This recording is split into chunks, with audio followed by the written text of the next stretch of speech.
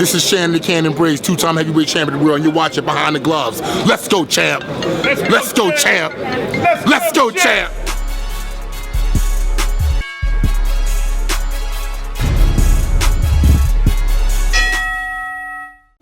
Hey fight fans, it's Michelle Joy Phelps, and what do you know? Scott Quigg is here in Los Angeles, everyone. How are you doing? I'm good. After my last fight, I'm good. Come out here and enjoying the weather. Enjoying the LA sunshine, huh? Makes a change from back home, doesn't it? It's a little gloomy over there, I hear. Yeah. Or I guess it is most of the year. Yep, always. Well, you were here, obviously, for the Gennady Golovkin, David Lemieux press conference. What is your thoughts on all of this? It's a pretty good turnout, right? It's a very good turnout, and that obviously shows because of the fight. It's a fight that I'm really looking forward to, and two big punches, and they both want to fight each other. And again, in boxing, the best should fight the best. Right. This is a pay-per-view here in America. First time Gennady is going to be on pay-per-view. What is the reaction or the sort of vibe that you get from people over in England for this fight? It's, I was out here when it was first made, so I've not known what the reception is back home, but people rate Golovkin, everybody rates Golovkin, but Lemieux, he's highly rated back home, and it's a fight that I know would have captured the public back home in the UK, because we love fights, and when the best fight the best, it don't matter where you are in the world. If you're a boxing fan, you're going to be tuning in to watch this. Do you imagine that the fight fans are going to really rally and watch this over there? Yeah, 100%, definitely. This is a fight that Lemieux is going to cause him problems. Well, whether he does or not, it's the most potential opponent that he's faced that's going to cause him problems. So people want to see how good Golovkin is. It seems like this is the first time that we've actually seen Gennady, and I say this based on the records, height-wise. David Lemieux has only lost twice, but he's fought 32 times. Gennady's 33 times.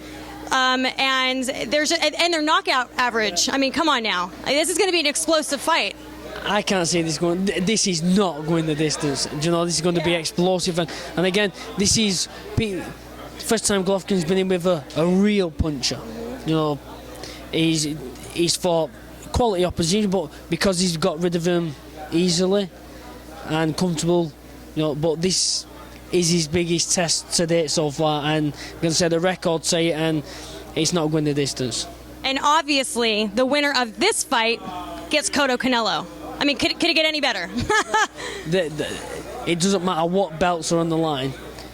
That is the biggest thing of this fight. The winner gets, and then the winner the winner of this and the winner of Cotto Canelo.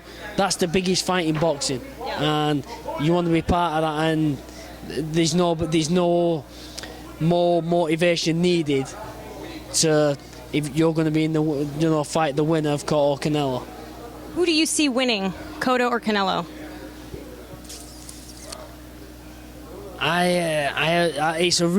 It's a tough one, but I really do think Cotto's going to pull it off. I think he's got one last big performance in him, and to be fair, I want Cotto to win. Okay. So if Cotto wins, who do you think wins? Triple G or David Lemieux? And then whoever you think wins that, who wins between Cotto? That's a tough one. Golovkin, because of Cotto comes through, Golovkin, Lemieux, they're big middleweights, and if it's at the middleweight limit, I think the sides would play a big factor in it. So you think Golovkin takes it, and then? Are you trying to? I'm trying to. I'm trying to just sort of figure this out in my head. So Golovkin beats Cotto. I think he's too. Okay. Yeah, I think he's too big and too powerful. Okay.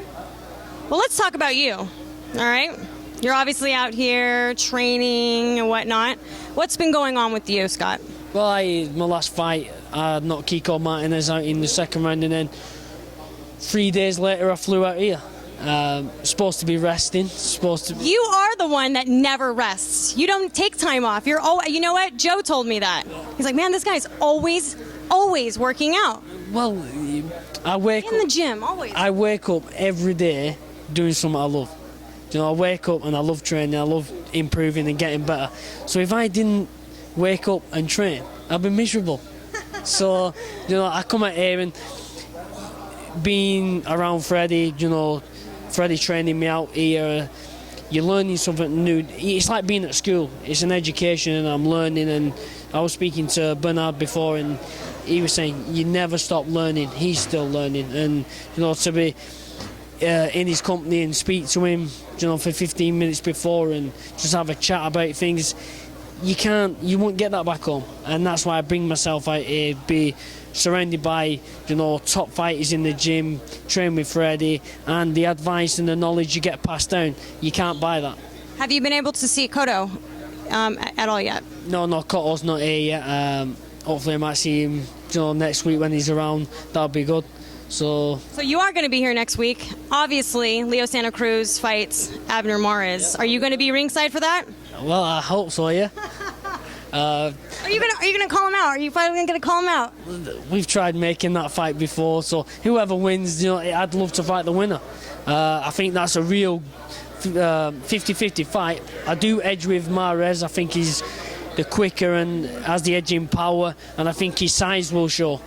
That's also a really good 50-50 fight. I mean, that's something that's been sort of mentioned, but we never really actually saw it, you know, come to fruition. So the fact that one's getting made.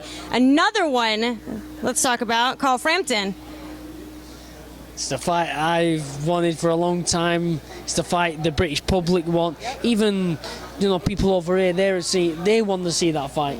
And it's just about trying to get it made. The only obstacle in the way of getting it made is Barry McGuigan. So, what's the issue there? We offered him £1.5 million, which is the equivalent of $2.2 million, and he turned that down. Or a 60-40 split to the winner. There's no more further than that. Over here, obviously, I kind of catch things after it's happened, you know, sort of like word of mouth, and I was reading up on that a bit, and it seems like there was sort of a backlash to you guys offering the check on television. Why do you think that was? We offered it like that because to make sure he knew what was on the table. Not that it was hearsay and not, Yeah, and the only reason why I think that fight didn't happen is because, in my opinion, because the check was made to Carl Frampton and not Barry McGuigan.